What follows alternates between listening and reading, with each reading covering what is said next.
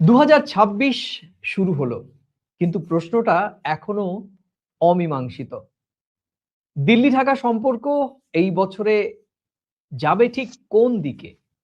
সংকটের দিকে নাকি সম্ভাবনার পথে? 2024-এর 5 আগস্টের পর থেকে 2025 জুড়ে যে টানাপোড়েন, যে ভুল বোঝাবুঝি, যে উত্তেজনা, তারপর 2026 কি হবে টার্নিং পয়েন্ট, নাকি আরো জটিলতর বছরের সাক্ষী হবে 2026? আজ আমরা কোনো একতরফা একপাক্ষিক বিশ্লেষণে যাব না। বছরের শুরুর দিন প্রাসঙ্গিক প্রসঙ্গের এই আলোচনায় আমরা আজ কথা দিচ্ছি বিশ্লেষণ হবে পারস্পরিক সম্মানের ভিত্তিতে, পারস্পরিক বোঝাপড়ার ভিত্তিতে। প্রিয় দর্শক, 2026 ভারত বাংলাদেশ সম্পর্কের নতুন সমীকরণ তৈরি হচ্ছে। এই সমীকরণে সম্ভাবনা না সংকট? আজকের আলোচনায় আমরা সেই বিশ্লেষণ তুলে ধরবার চেষ্টা করব। প্রিয় দর্শক, প্রতিদিনকার মতো আমি সঙ্গে সুব্রত আচার্য এবং আমার সঙ্গে আলোচক বিশ্লেষক প্রথম কলকাতার ডেপুটি এডিটর পরমাশিস ঘোষরায়। পরমাশিস, তোমাকে প্রথম কলকাতা স্ক্রিনে স্বাগত। পরমাশিস, 2024 দেখেছো, 2025 দেখলে, 2026-এর আজ একদিন অতিবাহিত হয়েছে। 2026 ভারত বাংলাদেশের সম্পর্ক তুমি ঠিক কিভাবে দেখতে চাও? দেখো, এখানে আমি ভারত বাংলাদেশের সম্পর্ক তো অনেক রকম ভাবে বিশ্লেষণ করা যায়, ঐতিহাসিক ভাবে, ভৌগোলিক ভাবে, বাণিজ্যিক ভাবে, ভাষাগত ভাবে, সবকিছু মিলিয়ে। কিন্তু আজকের বাস্তবতাটা অন্য জায়গায়। গত 5 দিন 7 দিন বা আমি গত 14 মাস যদি বলি, 2024-এর 5ই আগস্টের পর এই যে এতগুলো দিন কেটে গেছে, আজকে আমরা 2026-এর প্রথম দিনে এসে দাঁড়িয়েছি। এবছরেরই ফেব্রুয়ারির 12 তারিখ বাংলাদেশের নির্বাচন, একটা নতুন সরকার গঠন হতে যাচ্ছে। সেই জায়গায় দাঁড়িয়ে আগামীতে ভারত বাংলাদেশের সম্পর্ক কোন দিকে যাবে, সম্পর্ক কোন পর্যায়ে থাকবে, আমি বলবো এটা ইতিহাসের ভার নয়, বাস্তবতার বোধ। দিল্লি ঢাকা সম্পর্ক আবেগে নয়, আজ পুরোপুরি বাস্তববাদে চলে। 2026-এ দু দেশই বুঝছে অতীতের বিতর্ক নয়, ভবিষ্যতের লাভটাই মুখ্য। রাষ্ট্র কূটনীতি মানে এখন mutual benefit, not moral debate. তো স্বাভাবিকভাবেই একটা বাস্তববাদী প্র্যাকটিক্যাল সিচুয়েশনের উপরে দাঁড়িয়ে কিন্তু ভারত এবং বাংলাদেশ তার পারস্পরিক সম্পর্ককে আগামীর পথে, আমার বিশ্বাস বা আমি এটা মনে করি বা এটা হওয়া উচিত, পজিটিভ থিঙ্কিং এ এগোনো উচিত এবং এগোবে বলেই আমার ধারণা। প্রিয় দর্শক, আপনারা যুক্ত হচ্ছেন প্রাসঙ্গিক প্রসঙ্গ লাইভ অনুষ্ঠানে। আপনাদের কাছে আমাদের প্রশ্ন থাকবে আজকে যে 2026 সালে দিল্লি ঢাকা সম্পর্ক কেমন হবে? উন্নতির হবে, না আরো খারাপ হবে, না একই জায়গায় আটকে থাকবে? আপনারা আপনাদের মূল্যবান মন্তব্য লাইভে কমেন্টস বক্সে লিখে জানাতে পারেন এবং সেটা নিয়ে আমরা পরবর্তীতে আলোচনা করব। প্রিয় দর্শক, আপনারা জানেন যে 2026 শুধু একটি নতুন বছর নয়, বাংলাদেশের গণতন্ত্র প্রতিষ্ঠার অন্যতম একটি মাইল ফলকের সময়। 12ই ফেব্রুয়ারি দিল্লির বাংলাদেশ নীতির বড় পরীক্ষার সময়, এবং কূটনীতির পাশাপাশি জনমতের ভূমিকা আগের চেয়ে অনেক বেশি, সেটাও দৃশ্যত 2026-এ দেখা যাবে। এবং একই সঙ্গে আমরা যারা গণমাধ্যম কর্মী বা বিভিন্ন ডিজিটাল মিডিয়ার সঙ্গে যুক্ত বা ইনফ্লুয়েন্সার, তাদেরও অগ্নি পরীক্ষার বছর হবে। কোনো ভুল বোঝাবুঝি গভীরতা পায়, তার প্রভাব থাকবে অনেক বছর। শুধু রাজনীতিতে নয়, এই প্রভাব কিন্তু মানুষের অন্তর্নিহিত আত্মার মধ্যে ছুঁয়ে থাকবে এবং সেটি কিন্তু অত্যন্ত নেতিবাচক হবে।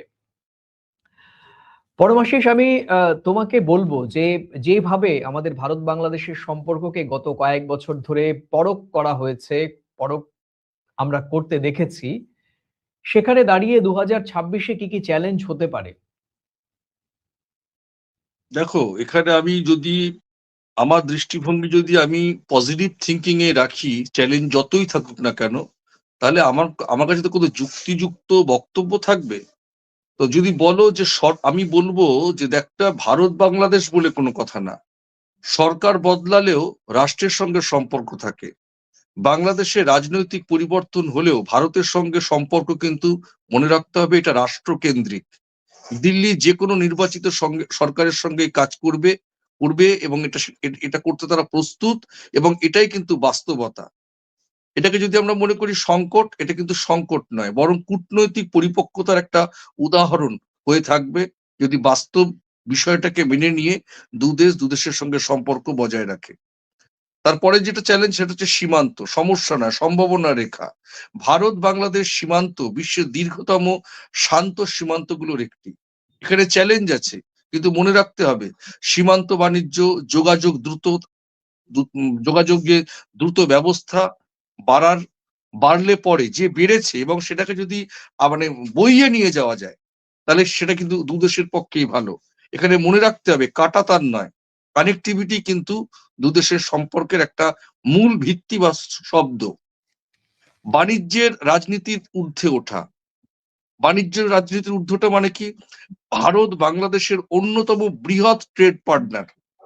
রাজনৈতিক উত্তেজনা থাকলেও বাণিজ্য কিন্তু থামবে না, এটাই বাস্তবতা এবং এটাই প্রমাণ। অর্থনীতি অনেক সময় মনে রাখতে হবে রাজনীতির থেকে অনেক বেশি শক্তিশালী হয়ে দাঁড়ায়। রাজনীতির বন্ধন, অর্থনৈতিক উন্নয়ন, সেখানে সেই জায়গাটাকে কাজে লাগিয়েই কিন্তু রাজনীতির লোকেরা উন্নয়নের পোস্টে দেশের আর্থিক উন্নয়নের কথা বলে। তো সেখানে বৈপরীত্য, বিদ্বেষী মনোভাব, সম্ভাবনা বাড়বে কি বাড়বে না, এত জিজ্ঞাসার তো কোনো জায়গা নেই।